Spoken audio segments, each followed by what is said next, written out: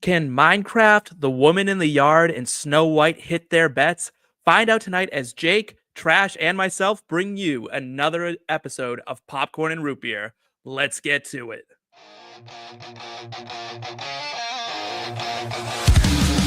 Grab your popcorn, dim the lights. It's movie time, we're taking flight. From the silver screen to your earbuds here, we're diving deep, so lend your ear. Action, drama, comedy, gold. Stories fresh and classics old. We'll break it down, scene by scene, from indie gems to Hollywood dreams. Roll the credits, let's begin. Talking movies, where do we fit in? Heroes, villains, twists and turns. The love for cinema always burns. Roll the credits, it's time to see what makes the movies magic for you and me. All right. Welcome, everyone, to another episode of our live edition of Popcorn and Root Beer. My name is Steve. I am joined tonight by two people who need no introduction, but I'm going to do it anyway because that's what they pay me to do. On one side of me is Jake Parry. Jake, how are you tonight, my friend? Oh, I'm just living the dream. My wife brought me home a bunch of snacks from work, so always a great day when that happens. That is always an awesome thing when the loved one brings you home. What'd she bring you? They're these like apple pie bites and maple Danish. Where do we get that? Yeah, explain the maple Danish, please. It's a Danish that's maple. That's all. They're sample items for her company, so they're not even production items yet. Oh, okay. Ew. Well, When they drop, can we get them? Yes. Okay, great. sweet. If can they are talk approved and if offline. they drop, I'll send you the place to go. Good. All right. Thank you. On the other side of me, though, asking about the maple Danish, that's Trash Sandwiches. Trash, how are you? Hello. I'm good. I apologize because I frantically just set up my It was awesome to entire watch. It was awesome. to audio watch. setup. I'm so I was- sorry. I was Like watching you the panic fly. as oh, yeah, hit the drop and oh man. Okay, we are here. did. I am good. Hello. So happy to be here. And that was like a big shot of adrenaline. What a way to kick off the show. I was watching you down in like the bottom, like just like frantically doing it. And I was like, I could throw it to her and throw her totally off and be like, and first, I'm going to go to Trash Sandwiches. But I won't. Appreciate you not. All right, guys. Let's talk about what we're watching lately. And Trash, since we're on you, why don't you kick us off? Yes, I have been watching Gilmore Girls. So part of why I'm asking about maple, if you don't know, I live in Vermont. It is the highest maple producer per capita in the US. I do believe we are top. Anyways, we are fabulous for the maple syrup. But anyways, Gilmore Girls is just like such a good comfort show, and it's one that I always go back to. I live in like a little like Stars Hollow kind of town, so it like lets me live through the small town drama that's not my actual small town drama that I'm actually living. That's a solid choice. That's a solid choice. On my end, I am watching, as I told you guys before, I watched Atla for the first time ever through and through. So the boyfriend and I decided to start The Legend of Korra.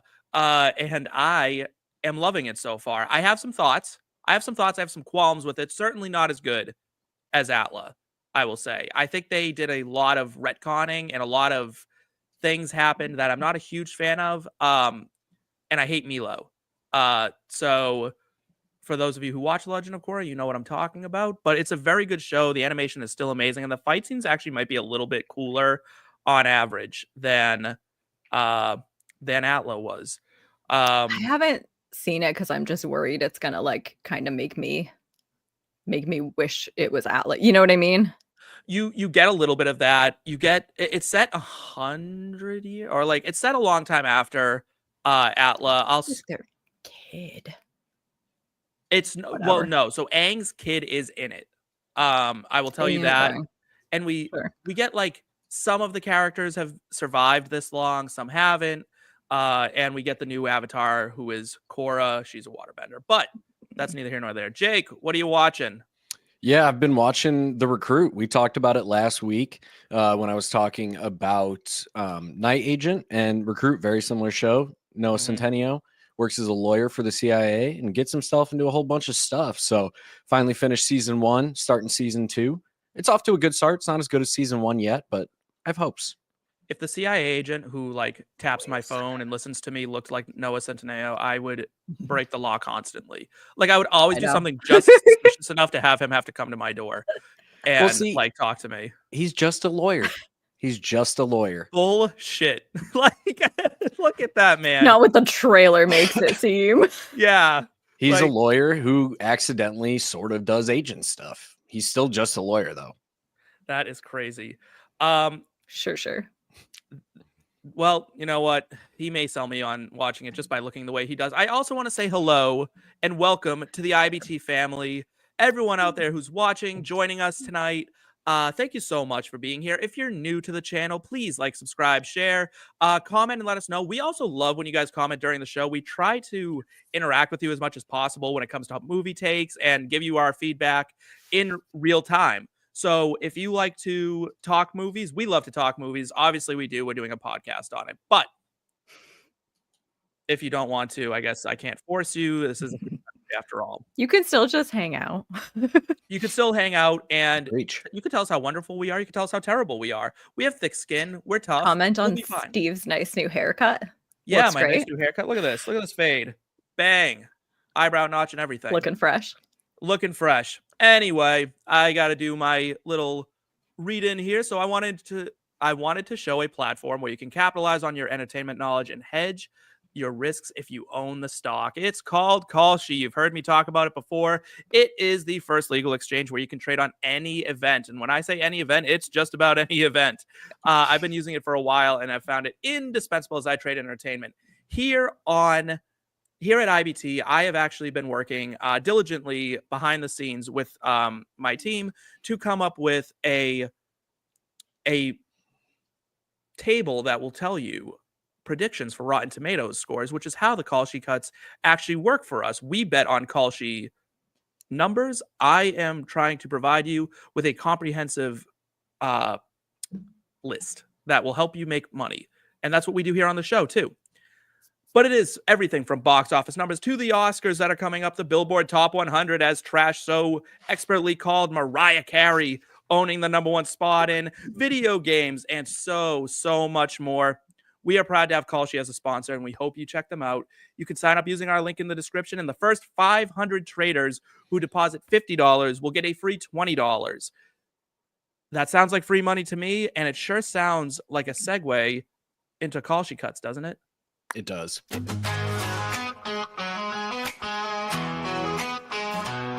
Under the neon lights where the shadows dance, we ride the rhythm, take a chance. Blades of sound slicing through the night.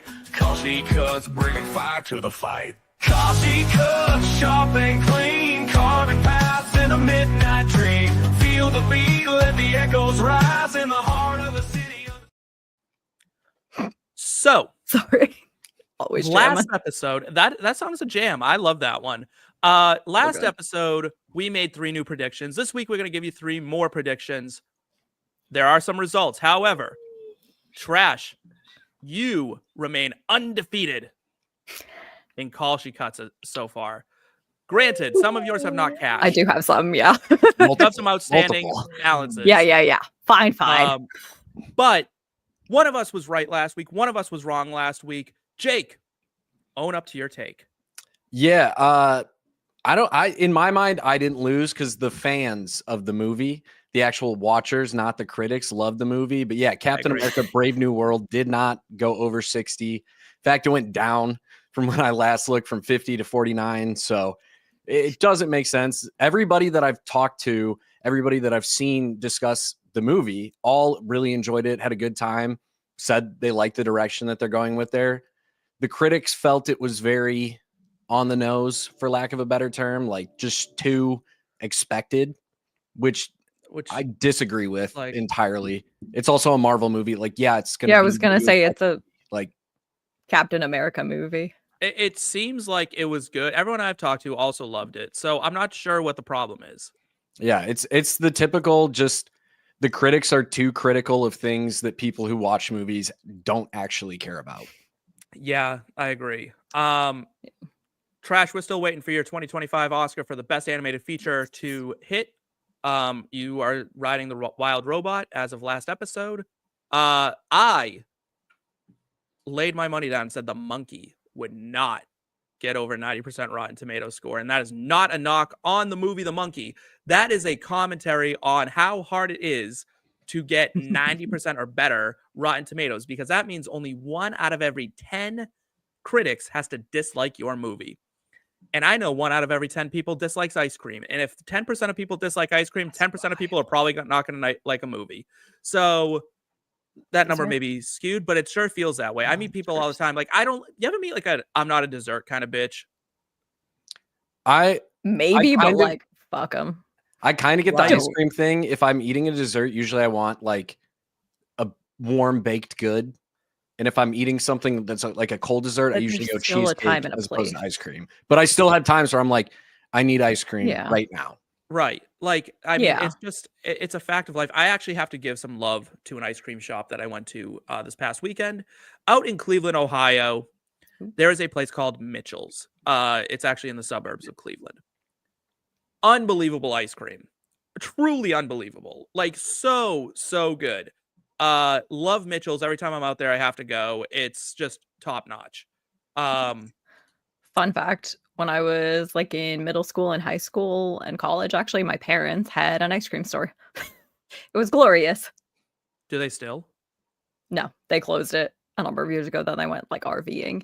But it was a very nice stretch of unlimited access to ice cream and candy. I love that. All right. But we have 3 new picks for you this week. 3 new bets to lay down. You can find these on Kalshi. Jake, redeem yourself.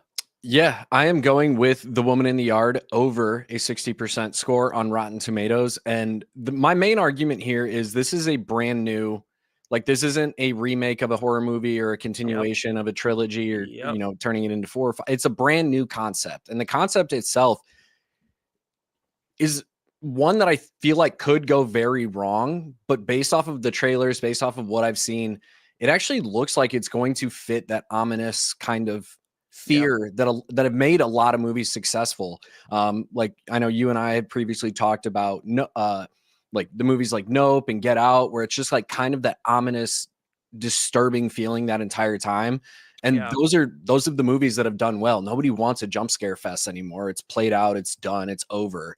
So this gives me like hope that we're going to get a refreshing take on the horror genre. I like some of the cast members of it. I like the group directing it and producing it. So I'm very hopeful for this movie. And when I saw the line, you know, at 60, it felt like a good happy medium. It definitely does. This definitely feels like a movie that could very well blow this out of the water. This is a movie that honestly I see a high 80s.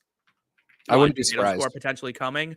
As a matter of fact, if I go to my betting model, which is the word I was looking for earlier, my number right now, as of this moment, I would say it's coming in at, I have it at a 68 as of this moment. And that's only because the marketing score and the cast score is still a little low.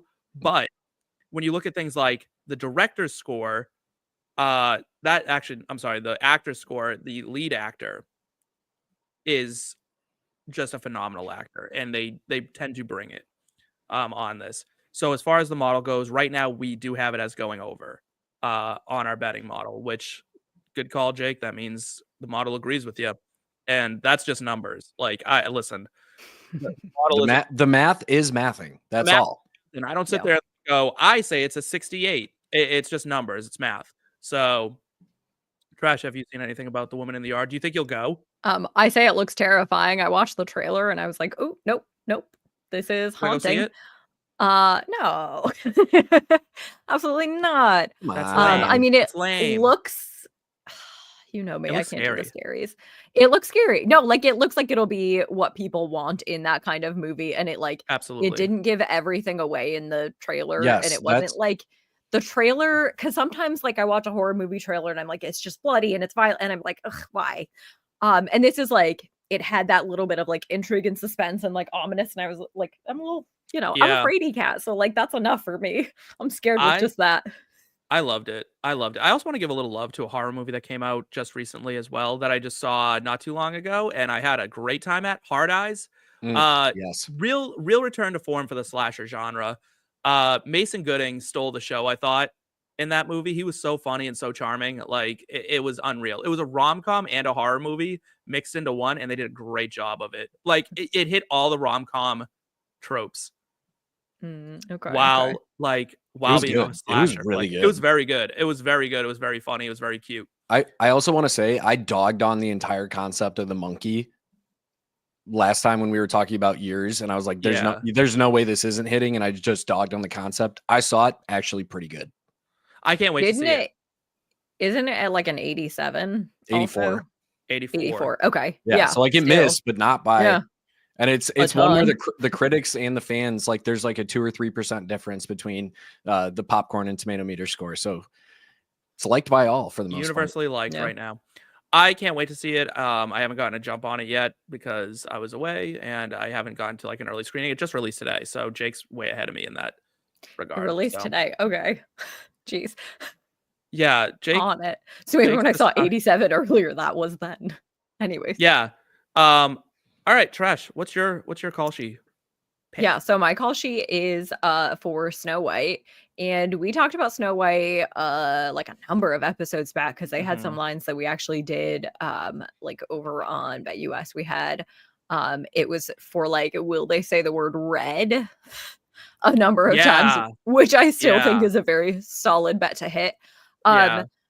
So over 45 for the new Snow White, and it's Rachel Zegler, so I think she has like the star power to get some people there. I'm gonna say I don't think it looks good. I don't think 45 is like a high bar to clear though for it. I pulled a Jake and I did research. I looked up stats. And so the original Snow White was 97%, which does make sense because it was like classic Disney. Anyways, if you look at the first one ever, I can't believe it's not 100. Right. I can't believe it's not 100. It's the first feature-length film in Technicolor. Like it's the first feature-length film in Technicolor, and like still 3% of critics were like, "This is trash." Maybe they didn't like the Technicolor; they wanted the black and white. Maybe, yeah. They're like, "Why isn't it black and white?" I know, but I also looked up all of the like Disney live action stats and how those have performed, and there's been like 24, and only 5 of them haven't gone over 45, and those ones are like it's the Glenn Close 101 and 2 Dalmatians, which I'm a little like I haven't seen those in ages, but I feel like they were good as a kid. 102 Dalmatians one didn't go. Yeah, over? Glenn Close 101. Yeah, I remember her doing 101. I didn't even know she did 102, so I didn't know. Well, so sequels stuck like always. Usually, so then 2 of the other ones in the sequels are like the Maleficent sequel and the Alice in Wonderland, and then the other one is Pinocchio. Like there's very few of these Disney live actions. That was destined for disaster. 45, easy to clear. So there are other lines on Kalshi, but I don't think you should take them. I think this is the one. And it's right now like tracking like around like 47, 48. It's like seems like it's trying to. I think 45 is a little too low for this, but I think it's the right money to lay down. You know what I mean? Right. As of this moment, the betting model has it at a 58. So the model would say bet the over. Definitely bet the over. White. The problem I have with this movie, the reason why I'm nervous, right? Because I watched the trailer. Number one, whoever let her walk out with that haircut should be shot. Yeah. Like truly, that's just like what the fuck is going on her head. Second, like Gal Gadot's got like we gotta stop. We got to stop sticking her in these kinds of roles. It just isn't working. It's just not for me. I just, you know what though? She's very pretty, right? She's gorgeous, beyond gorgeous. But like, does she have the charisma to deliver on this role? No. I don't know. I feel like she's always kind of flat, or like she plays the same kind of person, and it's like a very like flat. Right. Yeah. Like I haven't seen her be bad. And it's strong, but it's not. Yes, yeah, she's the very emotions good for, are like, lacking. She needs to be like the tough, like side kick-ish character. Like, basically just her role in the Fast and Furious series. Yeah, she's kind of like diet Michelle Rodriguez. That's what I think she is. Like, she's kind of the polar opposite of Michelle Rodriguez because like they can both do the action thing well, but Michelle Rodriguez often can go over the top, and I think Mhm. just what we get out of Gal Gadot is what we get. Yeah, it's kind of one note, and it's fine. It's a Yeah. solid-ish note. It's just not something that I think people want in a Snow White movie. And then I know Rachel had like weird interview, like clips of it were being pulled out of like context and really kind of putting her in a bad light. The CGI dwarfs are also The CGI dwarfs are a little uncanny valley for my there's liking. all the problematic like history with like why didn't we just have people? Yeah, I don't know. Anyway. And it just there's a lot of controversy surrounding this movie. I know it's tracking like right now to lose like $100 million for Disney, which is a shame because I do think Rachel Zegler is a good actress. I think she's obviously shown it, right? Like the new Hunger Games movie was good. She was great in it. She was awesome in West Side Story. Like this is not, and I saw her on Broadway just recently, and she's amazing in Romeo and Juliet too, which just ended its run. And so I'm glad I got to go see And that. I think that's why it can get 245 is essentially her. Yeah, I think it could. Like it's her or nothing, right? Because I'm watching the rest of the movie. I'm like, there's no one else in this movie. Yep. Like at all. They've changed the story of Snow White as well. Which is fine. Like, I don't care. People are like, how could they change that movie? I'm like, well, because it's 100 years old, and for the 2/3 of the movie, Also, the main character is dead. Disney changed all of their stories from the original fairy tales anyway, so whatever. Change it again. Can we also go extra hot take? It's not that good of a story to begin with. It's not. She's dead she's dead for half the movie. Yeah. And then some stranger in the woods finds her and kisses her. That's a bad message. Why is he kissing a dead woman? Why do women need men to save them? It's not, No, it's true. Normally I'm on board with like the women don't need men to save them thing. Like I'm usually pretty on board with that. I even go further though, because you're right. Why are you kissing random dead bodies in the woods? That's so weird. Little creepy. That's so weird. And they never. The problem also is they just never introduce him before that. He just shows up and does this, and then she wakes up. Why would you? Like it's not like the dwarves are like that. It's not like he runs into the dwarves and they're like, "You're a good dude. Hey, go figure out how to fix this." Like. And what was with everybody, like all the villains of old Disney movies? Now, listen, I like Disney, so I'm not going to sit here and like pretend I don't, right? What was with all like the villains in old Disney being like, the only way that my spell can possibly be undone is a smooch. Is if some guy kisses you. And it happens more than you'd think it does. It happens like way too often. But here's the thing. They're bitter and they're single, and that's why they're casting these curses. So they don't understand true love. Like, of course they. I think Maleficent gets a bad rep. I'd also be pissed if I was the only one who didn't get invited to the party. I think she had a real beef. Facts. Like, I think she took it out on the wrong person. These villains probably do have some real beef. Ursula also, I think, was just laying down a little bit of a life lesson. I don't think it's wrong to for sure. To be like, hey, listen. No, I think maybe indentured servitude don't sign might away be a little far. Everything for a man you just met. Read the fine print. I think is the read the terms and conditions. I think is the major takeaway from The Little Mermaid. Which I do apologize to the woman who was sitting next to me on the airplane as I flew out to Cleveland. I know you were trying to watch the movie on my screen. I was just listening to it for the music, so I just kept skipping around to all the songs because I was nervous on an airplane. I apologize. I hope you don't harbor any ill will toward me. All right. I'm going to try to go back-to-back weeks with a win. I'm saying the Minecraft movie will also go over 45%. I know this looks like a stupid movie. From an adult's eyes, I get it. But this is not made for adults. Yeah. This is a child's movie. This is a concept of they got dropped bloop, into the Minecraft world. I think it could go over 45. To go under 45, I think this would have to be a disaster of a movie. Seeing how well they generated the Minecraft world just from the trailers alone, I feel like this is a above 45 movie. I feel like they're doing their best to be like, hey, listen, it's a Minecraft movie. We're going to give you Minecraft. You're going to feel like these people are in the game. I think that's cool. I like that. The humor seems okay. The cast is strong. I'm in, and the model agrees. It has it at 58.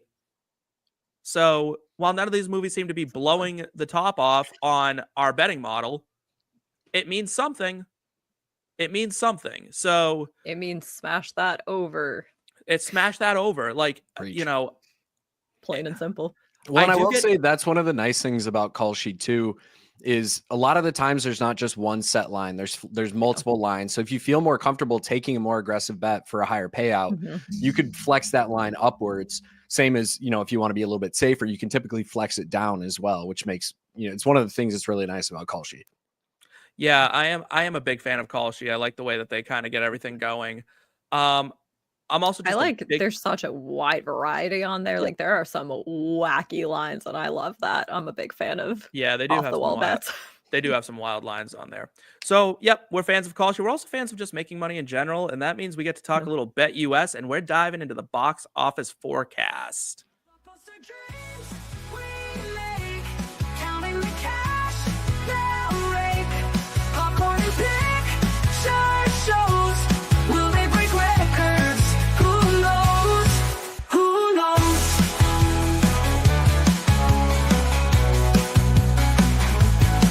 Who knows? So we have 2 head-to-heads this week in our forecast, and we have one very broad topic. So we're going to go a little quicker on the head-to-heads just because I want to give a little bit more time to the third option. So, squaring off in the ring, in the red corner, we have Jurassic World Rebirth taking on Mission Impossible. Who has the bigger opening weekend in the United States? Trash. Yeah. Shh. Jake, if you want to kick it off, you're eager. I'm eager. I did a lot of Go research on for it. this one. Go for it. You seem So- really eager. Yeah. So I did a lot of research on Who this needs a one host? because I was like, nobody's asking for another Mission Impossible movie, right? Like, No. there's no No. way. But No. the That's my last first one thought. that came out did make nearly $575 million.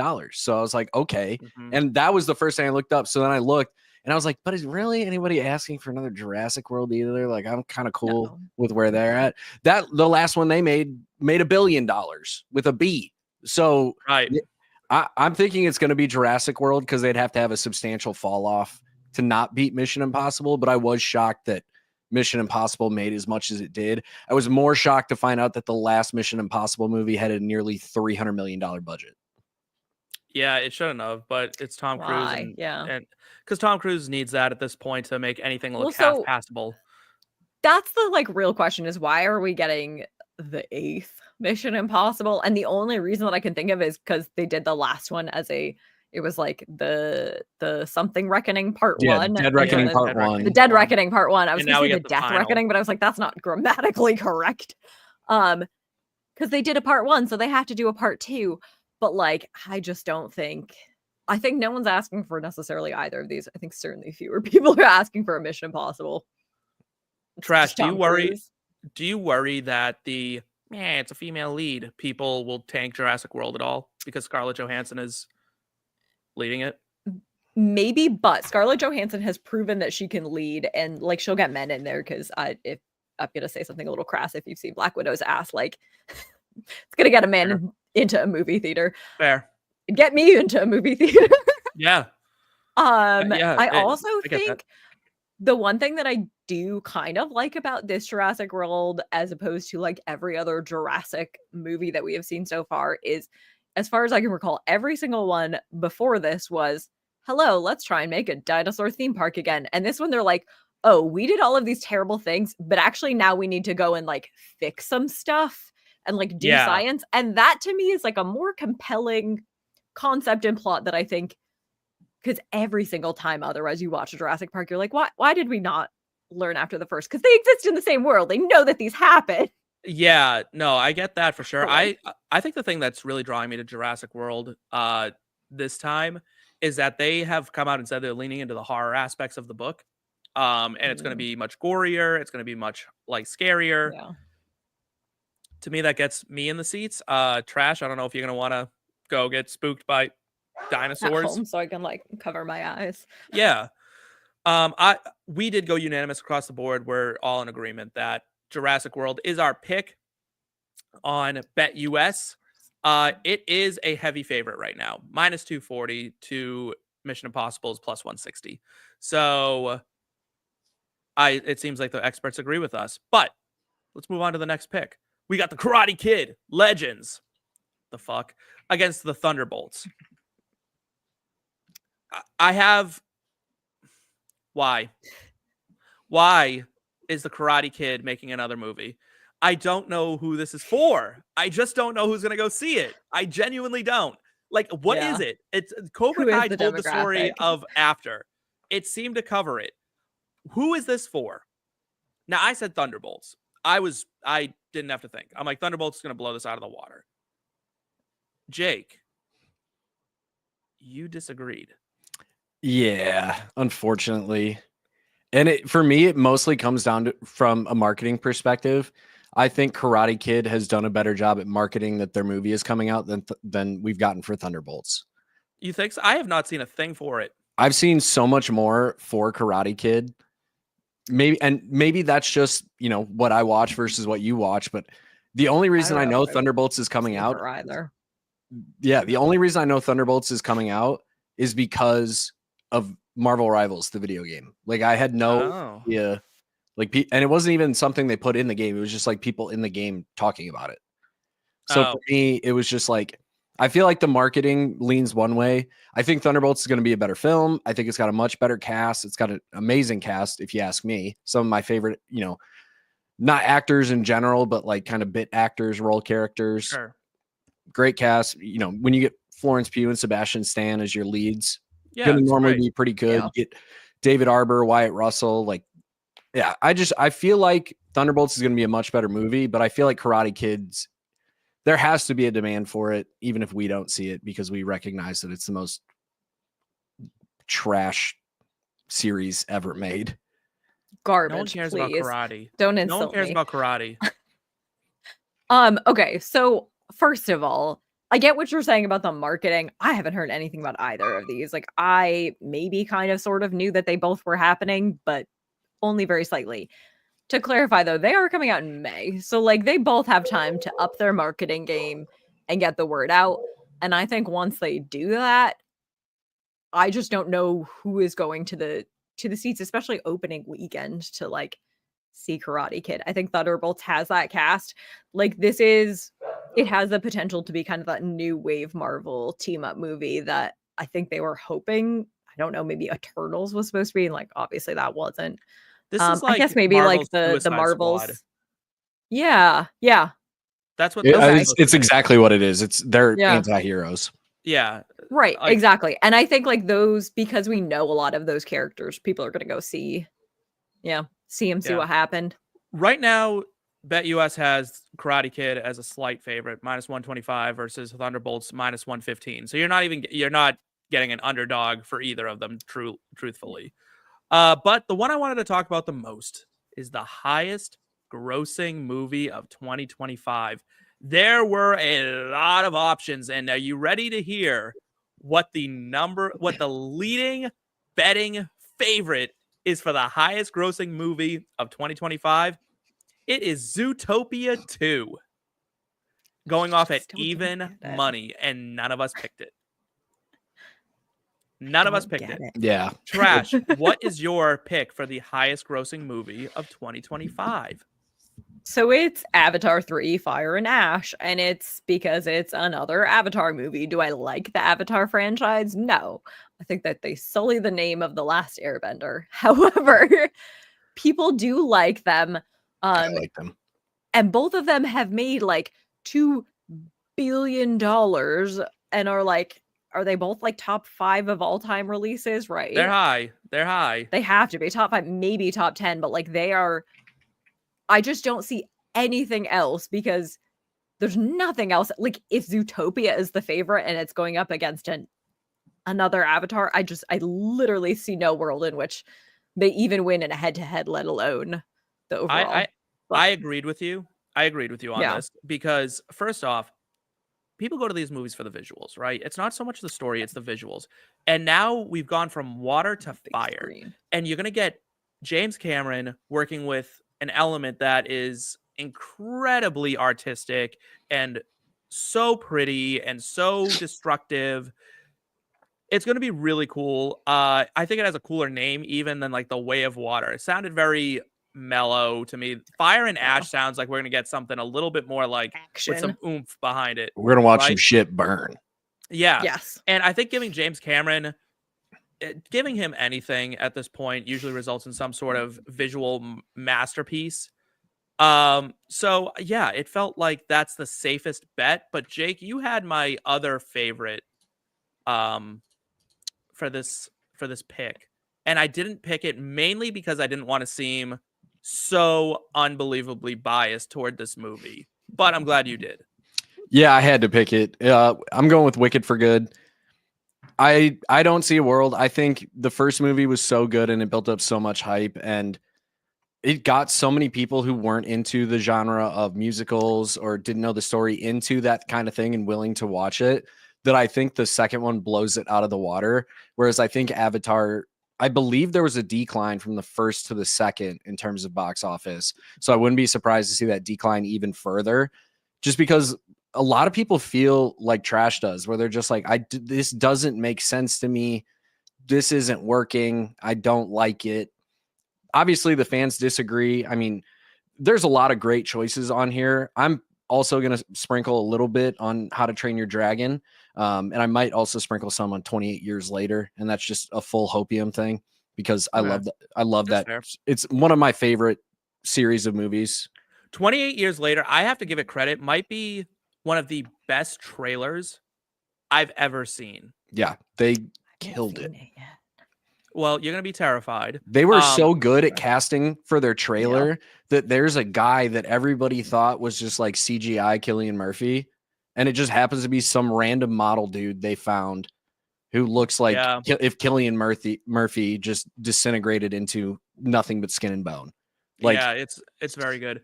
I love the poem they have going on at the front of it, and just really like it's just pounding away at you. It's just very scary. It's very unsettling.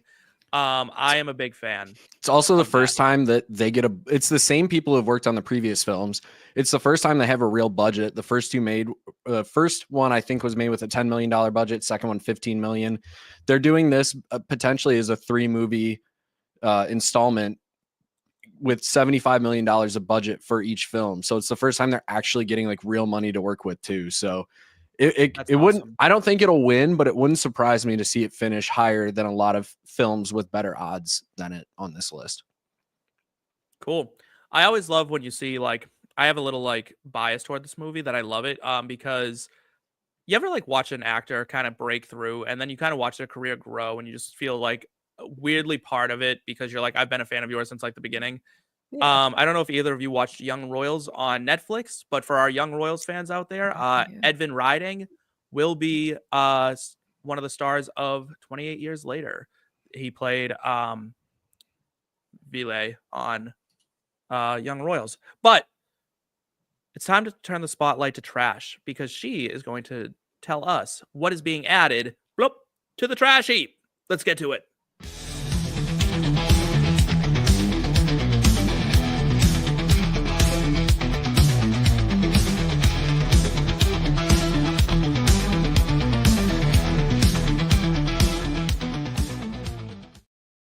Everyone wants to be trash, including movies.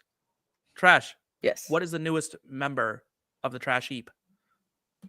This trash is very glittery because it is Glitter and Greed, the Lisa Frank story, which is actually a docu-series, if you will, 4-part docu-series on, oh God, where was it? Amazon Prime. So I love a good, like, behind the pop culture phenomenon expose. And if you remember the Lisa Frank, it's like the rainbow cheetahs, sparkly everything, unicorn aesthetic, which, you know, I love. It's great. So I was like a big Lisa Frank girly always. I definitely like still have some Lisa Frank stationery somewhere in my house. I break it out only for special occasions, you know. That was wild though. Like there was some fucked up stuff happening behind the company and like who was running Lisa Frank and who was calling the shots and like shady business practices that no one is taking credit for. And like one of those where you're like, ooh, it sucks. But I'm like, oh, so sad because also it made me realize that everything today that is currently being produced, Lisa Frank is all like licensed through her and she's just like getting money from the the poor like small businesses that she works with for like licensing fees and taking it. Anyways, it's a whole thing. Watch the documentary. I won't spoil it, but it like almost soured me on it, but I still love the aesthetic. It's sad. Sometimes we can't help it. All right. I know. We have qualms that we need to settle with the Yes, we do. Academy, and we're going to do so in our next segment, Mount Rushmore. Let's get another banger song going. Rest on the west, mountains in the west. The stories will last, the present and past.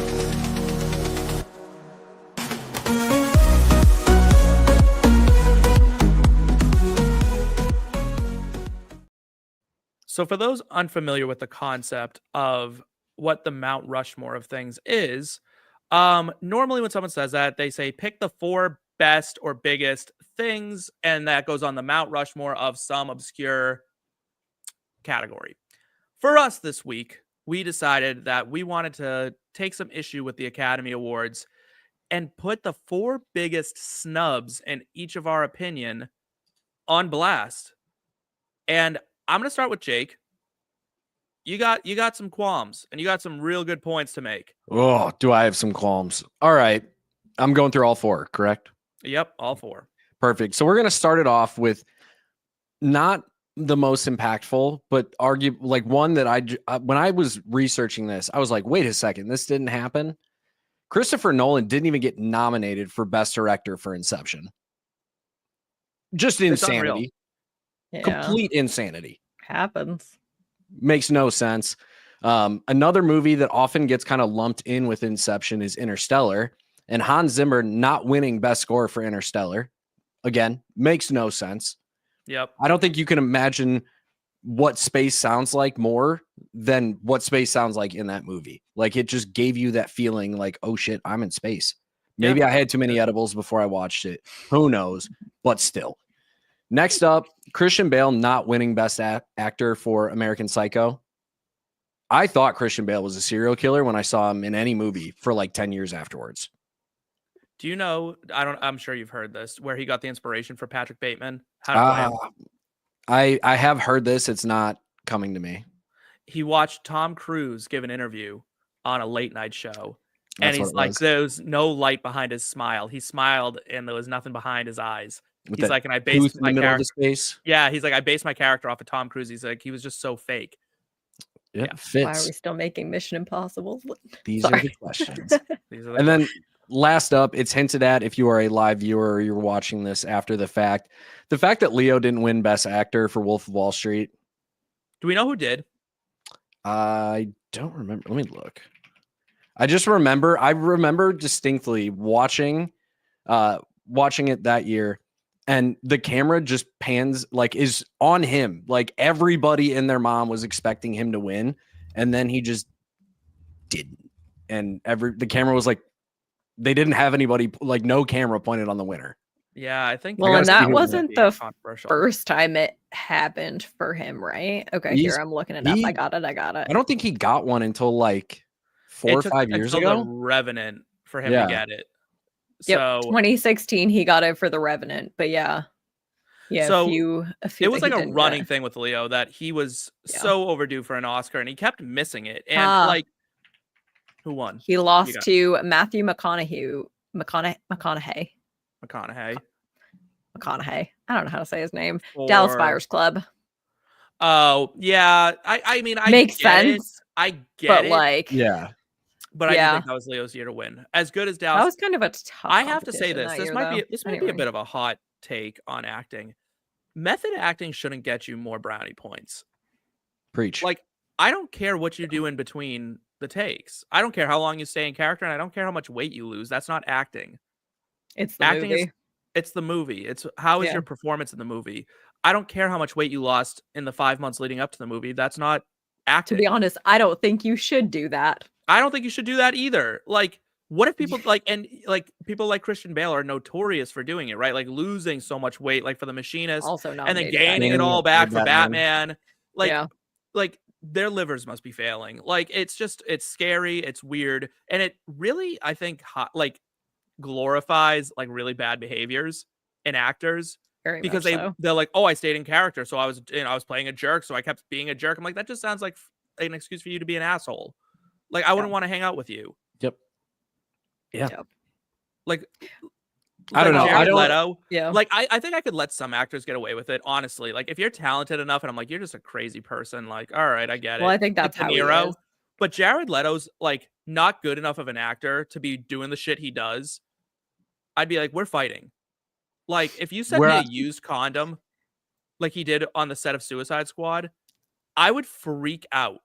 But 30 Seconds to Mars is a great band. No, they're not. You like Shinedown. I do like Shinedown, and they're significantly more talented than 30 Seconds to Mars. I don't think anyone would argue that. I mean, if you're talking just the talent of the singers, yes, I think it's has much better songs. No, but regardless, Leo should have won. Dallas Buyers Club was good. Wolf of Wall Street was a legendary movie. I agree. I can get behind that. I think all 4 of yours were very good. I think they were strong. Yeah. I'll go next. I'll do my snubs. Alfred Hitchcock never won Best Director. Not once. This man revolutionized the horror genre, created so many shots and styles that have lived on in like perpetuity. That shower scene in Psycho, it's the number one thing you think about when you think of horror movies. Most people think, and like, not one Best Director. I will say, I had to put a lot of thought power into not making all of these horror movies because the genre is just it's wildly underrepresented. It's wildly disrespected. Well, that's how I feel about comedies. I agree. I'm with you on that too. I don't think a movie has to be. This is my issue with fucking Adrian Brody, right? Like, not once have I watched a Best Picture winner and thought that looked like a fun movie to make. It never is. It never is. I'm like, why do these people all have to be miserable? Why does every story that's considered good have to be a sad story or boring as shit, like a complete unknown? I also don't need you about Bob Dylan. I don't need you to act your fucking ass off in the movie. Like, I just need it to be a good movie. Like, there's sometimes where, like, Steve, you and I have talked about this before on Take Two, where it's like, sometimes they're acting too well. Where you can just, it almost becomes not believable because you've seen that person before in other things. Right. And you're like, I can tell how hard you're trying to be your character and it just doesn't work. That shouldn't, and that goes back to what you said with like the method acting thing, I think, to an extent, where it's like, I don't need Matthew McConaughey to look like somebody like an AIDS patient in the 1970s to tell me he was a good actor in that movie. Because Leo, honestly, I could just believe that was Leo. And that's what sets me apart for that one. A little bit of a different standard because Leo already like looks like his character in that movie, like a business asshole, bro. But like I get what you're saying, and I do think you're right. And like, think of the movie Philadelphia with Tom Hanks, right? Like maybe he lost a little bit of weight, but certainly nothing like McConaughey did. And you fully believe he was suffering of AIDS in that movie. Every Tom Hanks is a great example because every movie that he's in, I fully believe he could be the character he's playing. Yeah. He's kind of, I'm going to say this, and this might be like bad to say. I think it's because he's not like crazy over the top handsome. I think really, really handsome people have a very hard time convincing anybody that they're anyone other than themselves. Like, well, because also then it becomes unrealistic that there's just this like outrageously attractive person going around and I don't know, existing. Except sometimes they do get away with it. Like the man in the picture below me, Ralph Fiennes did not win Best Supporting Actor for Schindler's List. Dumb. Yeah. Dumb. I cannot think of a single better acting performance of all time than him in Schindler's List. Yeah. I watched that as a grown man. I've seen it multiple times. It's a hard movie to watch, and it's a hard movie to watch because he is truly terrifying in this movie. You just look at and you believe every second and every word of him on screen. You're like, yeah, this dude's a full-on Nazi. Yep, you're a Nazi. Like that's like this dude's a real Nazi. Like this is not good. Like He's you also buy just it so a much. phenomenal actor. He is. The That fact that he too. doesn't have an Oscar is crazy to me. Yeah. This should have gotten him an Oscar.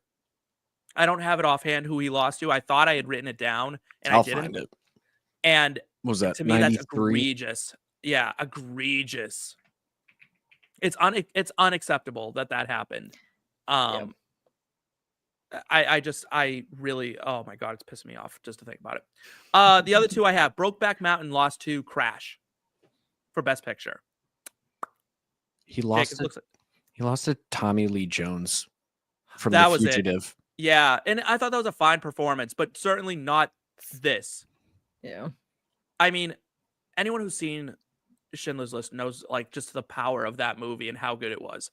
It's a very emotional movie. And then my last snub, Goodfellas, lost to Dances with Wolves for Best Picture. Yeah, Crash was a terrible movie. It wasn't Crash was good. bad. Crash was bad. Just I don't know how. objectively bad. Brokeback Mountain, like you'll never convince me it didn't. It got snubbed because of the content, right? Like because of the subject matter. I think There's no reason it shouldn't have won. It was the best. It was the best picture of that year, just by the standards of the Academy. By far, standards of the Academy. It just was the best movie of the year. So that really blows my mind that didn't. This one though, again, I just can't get past fucking Ray Fiennes not winning. Trash. Valid. Round us out. Yes. Okay. So my first one is and maybe this will piss some people off. I don't care. We're going with a music take. It is the fact that How Far I'll Go from Moana lost for Best Original Song to La La Land. La La Land is trash. I agree. Firmly believe that.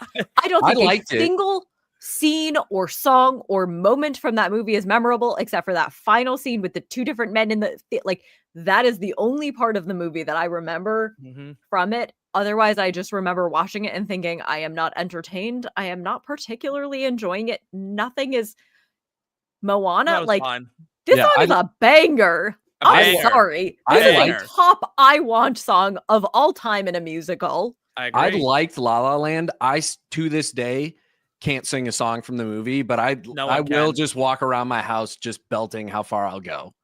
Sure. Yes, it is wild. Also, this is one of the two nominations that Lin-Manuel Miranda has not won for an Oscar, which is the only thing keeping him from an EGOT. So, really? Further bullshit. Yep. Yeah, the other one was, it was another Disney. It was something from Encanto. Oh yeah, Dos Oruguitas from Encanto that he lost, which that I didn't think was I think there's better songs in the movie. Yeah, exactly. There's better songs in the movie. It's fine. He still should have an Oscar. Surface Pressure is the best song in Surface Pressure Encanto. Is a fucking banger. Personally, I think that's the best song in Encanto, and I love We Don't Talk About Bruno, but I just think that's the best one. What's your next one? I almost put We Don't Talk About Bruno in here, actually. Anyways, that song swept the nation.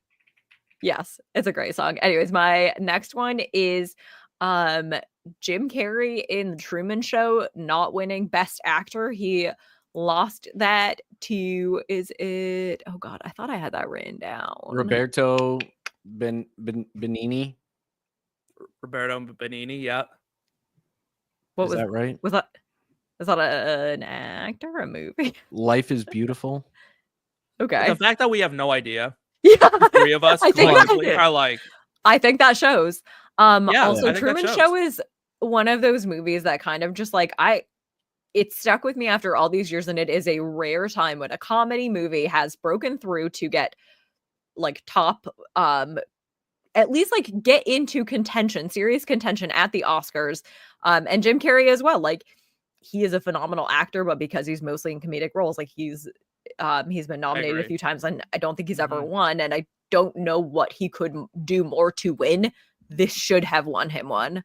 The worst part is it doesn't even look like he was nominated, yet he is the movie. I thought he was. From what I can tell, the movie is nominated though, right? The director for Best Director, Best Supporting Actor, Best Screenplay. It was nominated for so many things. Best Supporting Actor was nominated over him? Yeah. Ed Harris. I think the problem is we'll never see Jim Carrey be better than he was in The Truman Show, right? And it's not a knock on Jim Carrey. It's just a home run performance. Phenomenal. Yeah. That was an Oscar turn, but again, it's a comedy movie, right? I know it's a like kind of a melodrama too, but it absolutely was a comedy movie and it got punished for being one. Yeah. But on the flip side, let's talk about another snub that this time did lose to a comedy, which is wild. And it's 2001: A Space Odyssey that lost to Oliver the Musical. I'm sorry, 2001: A Space Odyssey has influenced major blockbusters to this day. And like Oliver the Musical, all I can tell you is consider yourself at home. And that's only because I used to play that on the piano. Only because I took piano lessons and it's like a nice, easy tune there. Like, that's crazy. 2001: A Space Odyssey is like a seminal movie picture. Yeah, it's huge. Yeah, wild. And my last one, which is, I would say kind of like your Alfred Hitchcock take, and maybe it's a silly one. I don't care. John Hughes. John Hughes never got an Oscar. He never even got nominated for an Oscar, I think. Or like maybe he had 1 or 2 for like writing, but it was none of the movies that you would know. Like, he defined a genre and an era of movies, and to just be entirely snubbed.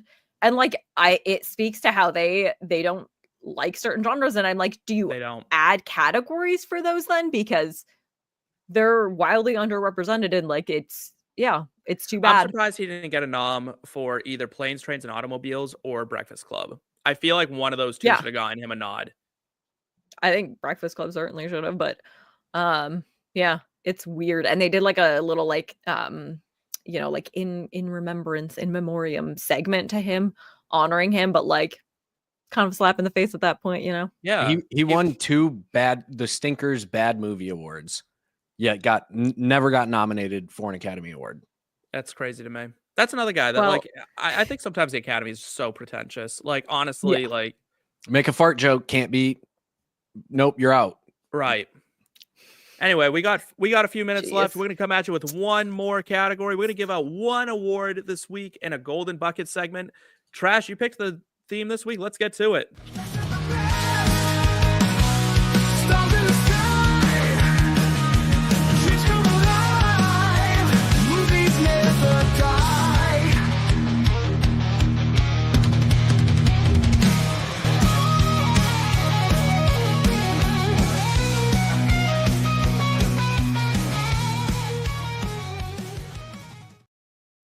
Find me another podcast that has a ripping guitar solo in one of its segments. I want to find it.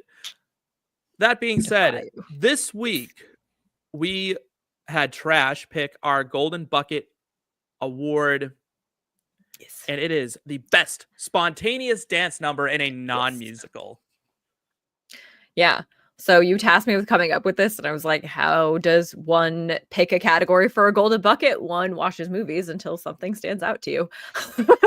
That's usually how it goes. Yep. And there I was watching the classic She's All That. And did you remember that there's a spontaneous dance number at the prom in that scene?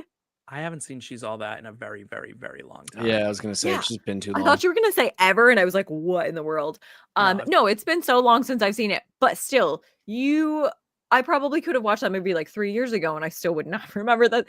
And it's like so choreographed, and they all know it, and it's like they lean into it. Anyways, I love that. That is not my pick, but that was the inspiration. My pick, however, because once I had that category locked in, I was like, there's one obvious take. And it is the 13 going on 30 Thriller dance scene. Here's the thing. I don't think I've a good one. Ever watched the Thriller music video. I could probably try and do the Thriller dance by watching that movie. I have tried to. I'm not a good dancer, but like it breaks out, and like I love a unrealistic spontaneous dance where you're like, how does everyone know the choreography? I do like that this one, there's like a logical explanation, but it's illogical how good they are all at it. Yeah. Like there's no way they've all kept up on this 80s dance 17 years later. Yeah. You know what though? I love a good choreographed number. Jake, what's your pick? What's your pick for best choreographed number? I really did want to go with It's Just Ken, or I'm Just Ken. From Barbie, but I figured some people might consider that a musical. I don't. Most people don't. Some people might. So I went with a classic to me, which is Jim and Pam's Wedding from The Office, because they just lean into the fact that like this is what happens when you try and throw a dance together with random people where they just like half these people, 90% of these people can't dance. People are forgetting shit. Like it was so real that I was like, That is that one realistic. sticks in my head because it's like that would be me if somebody tried to plan a random dance for me to throw together. So that was again, all like much like 13 going on 30 was for trash. That was an obvious pick for me.